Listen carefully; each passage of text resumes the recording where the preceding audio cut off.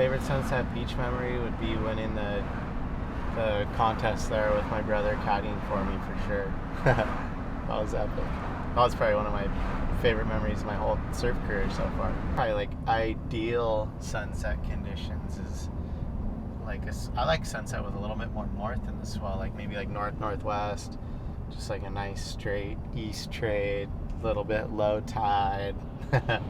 That's probably ideal sunset. I think sunset's unique just because it's such a huge playing field.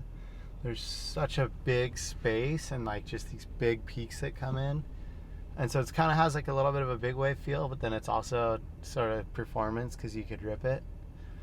And you could get the odd tube. So I think maybe the most unique thing about sunset though is just it's a challenge. It's always a challenge. The rip, getting out, it's like far out, lining up a wave, taming the chops. The barrels are hard, the crowd's challenging with big boards, so it's just always kind of challenging. Jumping sunset, I don't know.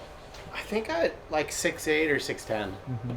6'6" if it's like just in the middle. I can't really ride anything else under 6'6" when it's out there if it's breaking in the middle.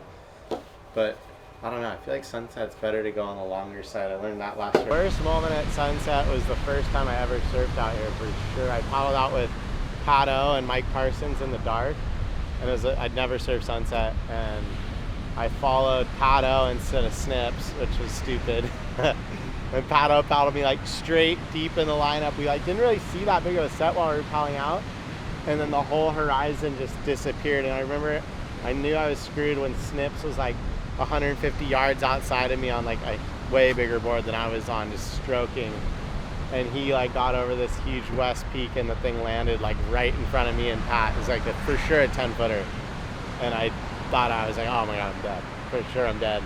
I just ditched my board, got blasted like by 3 of them all the way back to the sand. First time I was like, wow, that was heavy. It was huge that day.